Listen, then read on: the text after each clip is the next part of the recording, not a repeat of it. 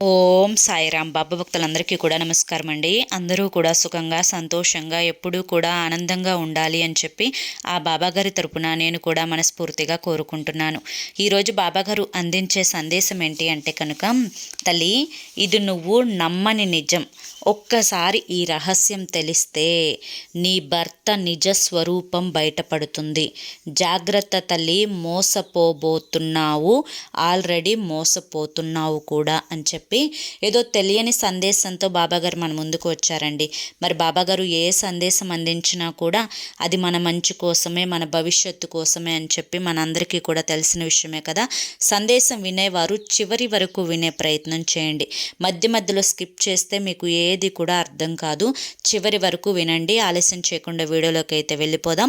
వీడియోలోకి వెళ్ళే ముందు చాలామంది కూడా చెప్పుకోలేనటువంటి సమస్యలతోటి సతమతమైపోతూ వాటిని ఎలా తీర్చుకోవాలో తెలియక ఇబ్బంది పడిపోతూ ఉంటున్నారు. అటువంటి వారి కోసం శ్రీ షిరిడి సాయిబాబా ఆశీస్సులతో జ్యోతిష్యం చెప్పబడును గురూజీ శివరామరాజు గారు. Phone number 995994225552. మీరు ఇప్పటి వరకు ఎన్నో చోట్ల జ్యోతిష్యం చెప్పించుకొని మీరు ఆశించిన మార్పులు మీ జీవితాలలో జరగలేదని చెప్పి బాధపడి ఉంటారు. కానీ ఇక్కడ అస్సలు అలా జరగదండి. మీ సమస్యలు ఏవైతే ఉన్నాయో, ప్రేమ, పెళ్లి, ఉద్యోగం, రాజకీయం, సంతానం లేక ఇబ్బంది పడుతున్నా, భార్యాభర్తల మధ్య గొడవలున్నా, అప్పుల సమస్యలున్నా, శత్రువుల సమస్యలున్నా, అవేంటో మీరు గురువుగారికి వివరించి చెప్పినట్లయితే వాటికి తగిన పూజలు చేసి గురువుగారు మీకు రోజులలోనే పరిష్కారాన్ని చూపిస్తారు. గురువుగారు చెప్పింది చెప్పినట్లు 100కు 1000% జరుగుతుంది. నమ్మకంతో స్క్రీన్ మీద కనిపిస్తున్న నెంబర్కి కాంటాక్ట్ అవ్వండి. అంతేకాకుండా భార్యాభర్తల మధ్య వశీకరణ, స్త్రీ మరియు పురుషుల మధ్య వశీకరణ కూడా 100% జరపబడును. ఎటువంటి సంతాన సమస్యలకైనా కానీ గురువుగారి దగ్గర చక్కటి పరిష్కారం అనేది దొరుకుతుంది. గురువుగారికి 50 సంవత్సరముల అనుభవం ఉందండి. మాకున్నటువంటి ఎన్నో రకాలైన సమస్యలు గురువుగారు రోజులలోనే పరిష్కరించారు. మీరు కూడా వెంటనే స్క్రీన్ మీద కనిపిస్తున్న నెంబర్కి అయితే కాంటాక్ట్ అవ్వండి. ఈ ఆలస్యం చేయకుండా మనం బాబాగారి యొక్క సందేశం ఏంటో తెలుసుకుందాం. తల్లి, ఇది నువ్వు నమ్మలేనటువంటి నమ్మని నిజం. ఎందుకు ఇంత నమ్మని నిజం అని చెప్పి చెప్తున్నాను అంటే కనుక, ఒక మనిషి తన జీవితంలో పెళ్ళి అనే ఒక బంధంలోకి అడుగుపెట్టిన తర్వాత కష్టం వచ్చినా, నష్టం వచ్చినా, ఏదైనా బాధలు వచ్చినా, సంతోషం కలిగినా ప్రతిదీ కూడా తమ యొక్క జీవిత భాగస్వామితో చెప్పుకుంటూ ఉంటారు. అలా చెప్పుకునే ప్రక్రియలో చాలామంది కూడా వారు తమ యొక్క ఫీలింగ్స్ ఏవైతే లోపల అనుకున్నటువంటి అంతర్గత భావనలు ఏవైతే ఉంటాయో వాటిని పంచుకోవాలి అని చెప్పి ప్రతి అమ్మాయి కూడా ఆలోచిస్తూ ఉంటుంది. ఈ విధంగా ప్రతి అమ్మాయి ఆలోచించినప్పటికీ కూడాను, ఏ అబ్బాయి అయితే తన యొక్క భార్య మనోభావాలను అర్థం చేసుకొని తన భార్య మనస్సు నొప్పించకుండా, తను గీసిన గీత దాటకుండా, తను చెప్పిన మాట వింటూ జీవితంలో ఒక్కొక్క అడుగు కూడా ముందుకు వేస్తూ ఉంటారో, వారి యొక్క సంసారంలో ఎన్ని ఒడుదుడుకులు వచ్చినా, ఎన్ని కష్ట సుఖాలు వచ్చినా ఒకరికి ఒకరు నిర్ణయించుకొని ఒకే మాట మీద ఒకే బాటలో ప్రయాణిస్తూ వారు తమ యొక్క జీవితాన్ని సంతోషంగా గడుపుతారు.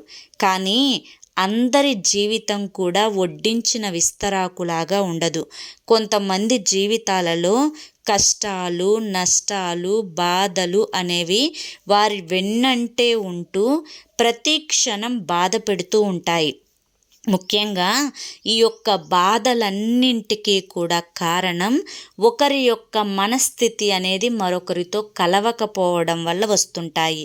ఎప్పుడైతే ఈ యొక్క భార్యాభర్తలు ఇద్దరి మధ్య మనోభావాలలో తేడాలు అనేవి ఏర్పడుతూ ఉంటాయో, అంటే ఉదాహరణకి ఎవరైనా కానీ ఈ పని భర్త వద్దు అంటే భార్య అదే పని చేయడం, లేదా భార్య వద్దు అంటే భర్త అదే పని చేయడం, నేను వద్దన్న పని నువ్వెందుకు చేశావు అని చెప్పి అవతల భాగస్వామికి కోపం, ఆవేశం అనేవి వస్తూ ఉండటం. ఇలా చిన్న చిన్న గొడవలే చిలికి గాలివానయ్యి చాలా పెద్ద గొడవలకి దారితీస్తాయి.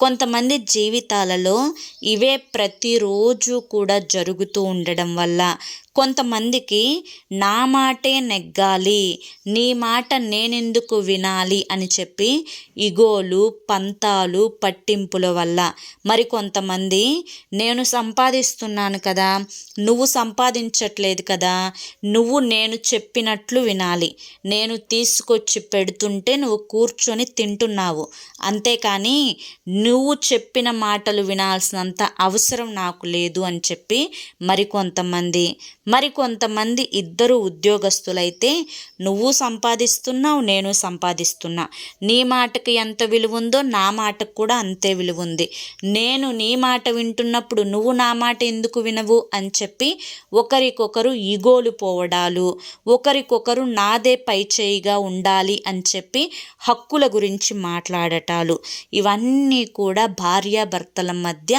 అనేక రకాలైన సమస్యలకు కారణమవుతూ ఉన్నాయి.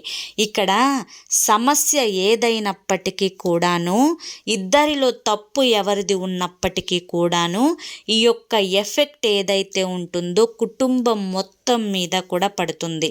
ఆ కుటుంబంలో పిల్లలు ఉన్నా, పెద్దలు ఉన్నా, వీరి యొక్క గొడవకు ప్రతిసారి వారి మనసు నొచ్చుకుంటూనే ఉంటుంది. కారణం ఏది ఏమైనప్పటికీ వారు తెలుసుకున్నా కూడా వీరు జీవితంలో మారరు, వీరి యొక్క మానసిక స్థితిలో మార్పు రాదు.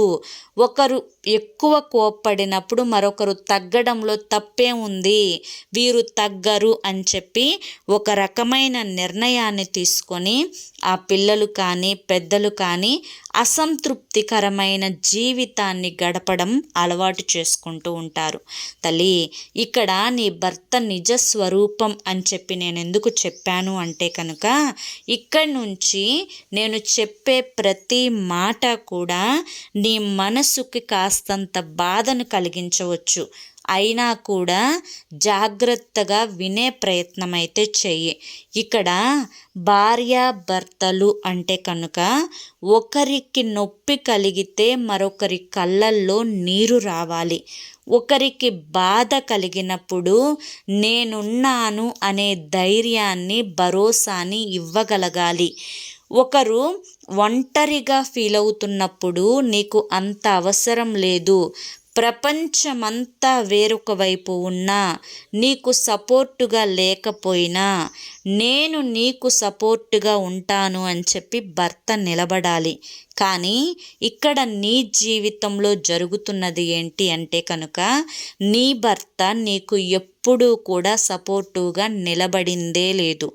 తనకి తన వారి మాటలు, తన అమ్మ మాటలు, తన అక్కదమ్ముళ్ళ మాటలు, వీరందరి మాటలు కూడా వారు విని నిన్ను చిన్నచూపు చూడటం అయితే ఎప్పటి నుంచో మొదలుపెట్టారు. కేవలం తన యొక్క అవసరాలను తీర్చుకునే ఒక బొమ్మలాగా మాత్రమే నిన్ను వాడుకుంటూ, వారు మాత్రం వారు చేసే పనులు చేసుకుంటూ వెళ్ళిపోతున్నారు. ముఖ్యంగా ఎప్పుడైతే డబ్బు గురించి మాట్లాడే పని వస్తుందో, ఆ డబ్బు గురించి మాట్లాడే ఈ యొక్క ప్రక్రియలో నీకు ₹1 ఇవ్వడానికి తను 100 సార్లు ఆలోచిస్తాడు. అదే తన యొక్క ఇంటి కుటుంబం కోసం, అంటే తన యొక్క తల్లిదండ్రులకి కానీ తన తోబుట్టువులకి కానీ ₹1 ఇవ్వడం కోసం అస్సలు ఆలోచన అనేదే లేకుండా, ముందు వెనక ఆలోచించకుండా వెంటనే ఇచ్చేస్తారు.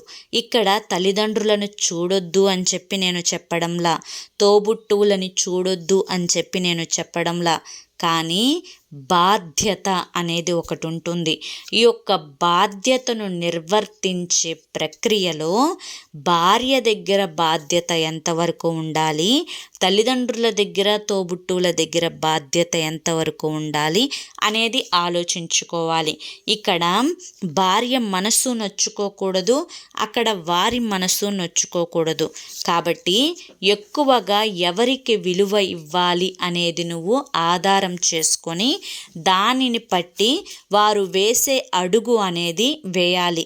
అలా కాకుండా కేవలం నీ మనస్సుని మాత్రమే నొప్పించి నిన్ను మాత్రమే బాధపెట్టి అవతలి వారిని సంతోషపెట్టే ప్రయత్నం చేస్తున్నప్పుడు, ఆ విషయం అనేది నీకు తెలిసినప్పుడు నీ మనసుకి ఎంత బాధ కలుగుతుందో నేను అర్థం చేసుకోగలను.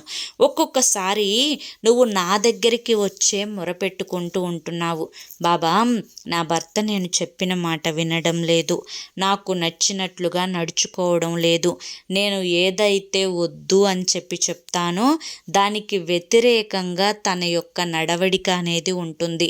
నేను ఏం చెప్పాలి, ఎలా చెప్పాలి, నేను మంచే చెప్తున్నాను, తన యొక్క ఎదుగుదల కోసమే చెప్తున్నాను, తనని ఎవరు ఎంతవరకు అవసరాలకి వాడుకుంటున్నారో, అవసరాలు తీరిపోయిన తర్వాత వాళ్ళే అతన్ని పక్కకు నెట్టేస్తున్నారు అనే వివరాలతో సహా, రుజువులతో సహా నేను చూపించినా కూడా నా మీద అతనికి గౌరవమే లేదు, నేనంటే లెక్క కూడా లేదు.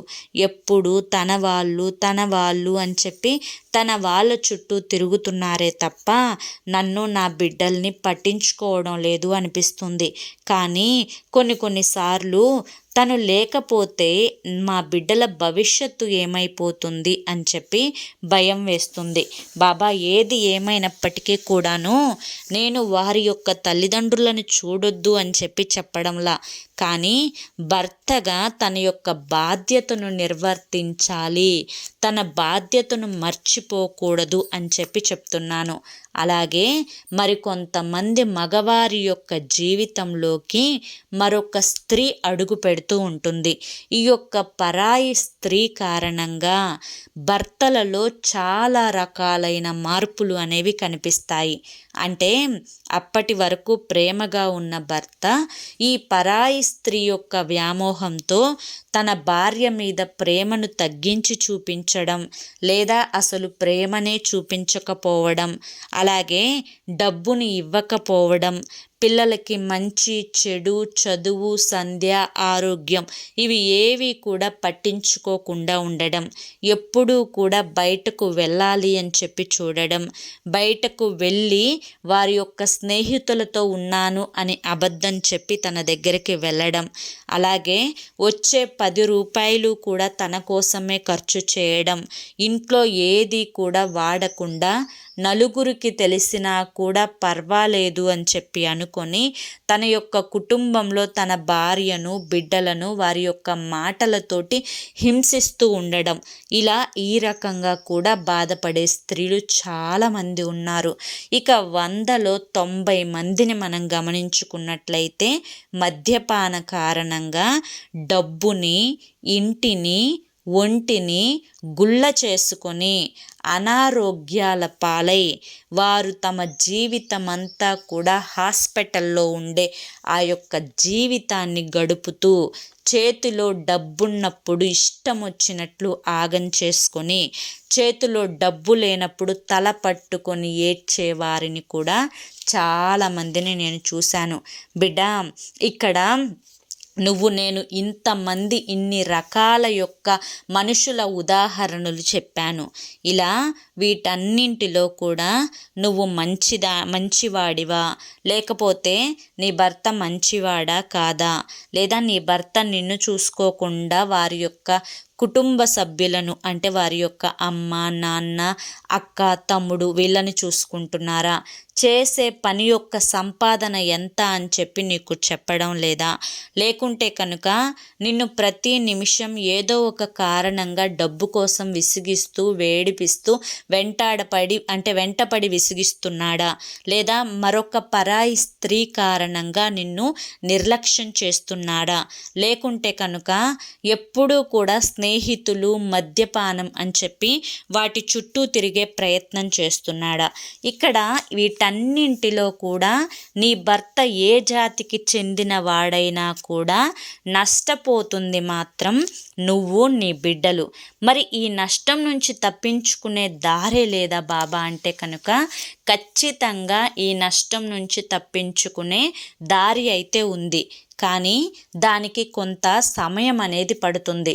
ఎప్పుడైనా కానీ చేతులు కాలాక ఆకులు పట్టుకునే కంటే కూడా కాలక ముందలే తీసుకునే ముందు జాగ్రత్త చాలా బాగుంటుంది. కాబట్టే నేను నీకు ముందు జాగ్రత్తగా ఈ వీడియోని నీ ముందుకు పంపిస్తున్నాను. నువ్వు మొదటిగా తెలుసుకోవాల్సింది, నేను చెప్పిన ఇన్ని రకాల భర్తలలో నీ భర్త ఏ జాతికి చెందిన వాడైనా కానీ నువ్వు అతని గురించి ఆలోచించడం పూర్తిగా మానుకోవాలి. రెండవది, డబ్బు దగ్గర చాలా జాగ్రత్తగా ఉండాలి. నా భర్తే కదా, నా కోసమే కదా, నా బిడ్డల కోసమే కదా అని చెప్పి నీ దగ్గర ఉన్న దాచుకున్న కాస్తో కూస్తో ధనాన్నో లేదా కాసో 2 కాసులో బంగారాన్నో నీ భర్తను గుడ్డిగా నమ్మి ఇవ్వకూడదు. ఇక తర్వాత నీ యొక్క కుటుంబ స్థితిగతుల గురించి ఎవ్వరితో కూడా చెప్పకూడదు. నాలుగవది, నువ్వు ఏదైతే పని చేయగలుగుతావో ఆ పని మీద శ్రద్ధను పెట్టి ఆ పనిని చేసుకుంటూ నీ చుట్టూ జరిగే నీ భర్త తాలూకా విషయాలను పూర్తిగా మర్చిపోయి నువ్వు నీ యొక్క లక్ష్యం వైపు దృష్టి పెట్టి దానికోసం పనిచేసే ప్రారంభం చేసినట్లయితే నీ పనే నిన్ను కాపాడుతుంది అన్న విషయాన్ని గుర్తుంచుకోవాలి. అలాగే నీ బిడ్డలకి మంచి చెడు తేడా తెలుపుతూ, కష్టం నష్టం విలువను తెలుపుతూ, డబ్బు మీద జాగ్రత్తను చూపుతూ, తన తండ్రి ఎందుకు ఈ విధంగా తయారయ్యారో కారణాన్ని చెప్తూ, తన తండ్రిలాగా మీరు అవ్వకూడదు అని చెప్పి నేర్పిస్తూ జాగ్రత్తగా నీ బిడ్డల్ని పెంచుకోవాలి. అలా కాకుండా అయ్యో నా భర్త ఇలా అయిపోయాడు, మద్యానికి బానిసయ్యాడు, పరాయి స్త్రీ వ్యామోహంలో పడ్డాడు, లేదా వారి కుటుంబం మీద కంటే భార్య బిడ్డల మీద కంటే వారి తల్లిదండ్రుల మీదనే ఎక్కువ శ్రద్ధను విలువను చూపిస్తున్నాడు, లేదా తను మద్యపానంతో పాటుగా వచ్చే ధనమంతా కూడా స్నేహితులకి ఖర్చు పెడుతున్నాడు అని చెప్పి ఇవి ఏవైతే అవలక్షణాలు ఉన్నాయో వాటి గురించి ఆలోచించి నీ యొక్క జీవితాన్ని నరకప్రాయం చేసుకొని ప్రతిరోజు వాటి కోసం ఇంట్లో గొడవ పెట్టుకొని ఇంట్లో ఉండే ప్రశాంతకరమైన వాతావరణాన్ని రణరంగంగా మార్చుకొని ఇటు నీకు ప్రశాంతత లేకుండా ఇటు నీ బిడ్డలకి ప్రశాంతత లేకుండా నీ జీవితం కేవలం అతని మీద గొడవ పడటం కోసం మాత్రమే పుట్టింది అన్నట్లుగా నిర్ణయించుకొని నీ యొక్క జీవితంలో అతను ప్రధాన పాత్ర అని చెప్పి నీకు నువ్వే ఊహించుకొని లేనిపోని తలనొప్పులు అనారోగ్య సమస్యలు తెచ్చుకొని దేవుడా నా పరిస్థితి ఇదేంటి అని చెప్పి ఏడుస్తా కూర్చోకూడదు. ఎందుకు అంటే ఈ యొక్క సమస్త ప్రాణికోటిలో ప్రతి ప్రాణి కూడా ఏదో ఒక సమస్యతో బాధపడుతూనే ఉంటుంది. ఎవరి యొక్క కర్మానుసారం అనేది వారు అనుభవించక తప్పదు. కాబట్టి నువ్వు ఎన్నాళ్ళు నీ కర్మానుసారం అనుసరించాలని రాసిపెట్టి ఉంటే అన్నాళ్ళు అనుసరించక తప్పదు. ఈలోపు నువ్వు జాగ్రత్త తెలుసుకోవాలి, మనిషి యొక్క వ్యక్తిత్వాన్ని తెలుసుకోవాలి, నమ్మకుండా ఉండటం అంటే ఏంటో తెలుసుకోవాలి, నీ సొమ్మును ఎలా జాగ్రత్త చేసుకోవాలో తెలుసుకోవాలి. అలాగే తనను మంచి మార్గంలో వీలైతే 1-2 మాటలు చెప్పి మార్చే తప్ప ఎప్పుడూ కూడా తను మారాల్సిందే అని చెప్పి మొండి పట్టు వేసుకొని గొడవలకి మాత్రం కూర్చోవద్దు. ఈ విధంగా గొడవలకి కూర్చోవడం వల్ల అనేక రకాలైన అనారోగ్య సమస్యలు వచ్చి ఇప్పుడు అనుభవిస్తున్నటువంటి ఈ కాస్తో కూస్తో జీవితాన్ని కూడా అనుభవించలేక జీవితమంతా కూడా నరకాన్ని చూడాల్సి వస్తుంది. బిడ్డ, ఇదంతా కూడా ప్రతి ఒక్క అమ్మాయి కూడా తెలుసుకోవాల్సిన విషయం.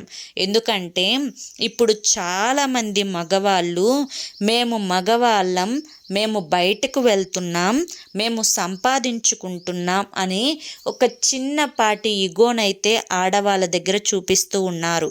ఎవరో కొంతమంది భార్యలను చాలా ప్రేమగా, ఇష్టంగా, గౌరవంగా చూస్తూ ఉంటారు. కానీ చాలామంది మాత్రం భార్యలను ఒక బానిసలాగా మాత్రమే చూస్తూ ఉంటారు. అలా నువ్వు కనుక ఈ జాతికి చెందితే జాగ్రత్త, ఆ భర్తను నమ్మే విషయంలో జాగ్రత్త. ఇప్పటి వరకే చాలా మోసపోయావు, ఇకపై మోసపోకూడదు అన్న ఉద్దేశంతోనే చెప్తున్నాను అని చెప్పి ఈరోజు బాబాగారు మనకి చాలా చక్కటి సందేశాన్ని అందించారండి. మరి ఈ సందేశంలో ఎంతో గొప్ప ఆంతర్యం ఉంది. ఎందుకు అంటే చాలామంది అమ్మాయిలు ఇప్పుడు నా జీవితం ఇంతే, నా బ్రతుకు ఇలా అయిపోయింది, నేను పెళ్ళైనా కూడా ఒంటరిగానే బ్రతుకుతున్నాను, నన్ను నా భర్త ఇష్టపడట్లేదు, వేరే స్త్రీకి బానిసత్వం అయిపోయాడు, నా భర్త నాకు డబ్బులు ఇవ్వడం లేదు, నన్ను ప్రేమగా చూసుకోవడం లేదు, వాళ్ళ అమ్మా నాన్నల్ని ఇలా ఇన్ని రకాల ఆలోచనలతోటి వారి మనస్సుని పాడు చేసుకుంటూ జీవితంలో అనుభవించాల్సిన సంతోషకరమైన రోజులని చేతులారా పాడు చేసుకుంటున్నారు. అలా చాలా నష్టపోతున్నారు కూడా వారి యొక్క జీవితాన్ని. ఇప్పటికైనా ఆ నష్టాన్ని పూరించుకొని ఇక్కడి నుంచైనా జీవితంలో సంతోషంగా ఉండాలి అన్న ఉద్దేశంతో బాబాగారు ఈరోజు మన ముందుకు ఈ సందేశాన్ని తీసుకొని వచ్చారు. మరి బాబాగారు అందించిన ఈ సందేశం మీ అందరికీ కూడా నచ్చింది, అర్థమైంది అని చెప్పి అనుకుంటున్నాను. మరి నచ్చింది, అర్థమైంది అని చెప్పి అనిపిస్తే ఈ వీడియోకి ఒక లైక్ ఇవ్వండి. లైక్ ఇచ్చిన వెంటనే హైప్ అని వస్తుంది, హైప్ ఇవ్వండి. కింద కామెంట్ సెక్షన్లో ఓం నమ శివాయ అని కానీ లేదా ఓం సాయిరామ్ అని కానీ టైప్ చేయండి. మొదటిసారి మన సాయి పిలుపు ఛానల్లోకి వచ్చినట్లయితే మన ఛానల్ని సబ్స్క్రైబ్ చేసుకొని సపోర్ట్ చేయండి. రేపు మరొక మంచి వీడియోతోటి మళ్ళీ కలుసుకుందాం. అంతవరకు కూడా బాబాగారి యొక్క ఆశీస్సులు మీ మీద, మీ కుటుంబ సభ్యుల మీద ఎల్లకాలం ఉండాలి అని చెప్పి మనస్ఫూర్తిగా కోరుకుంటూ సర్వేజన సుఖినో భవంతు. ఓం సాయిరామ్.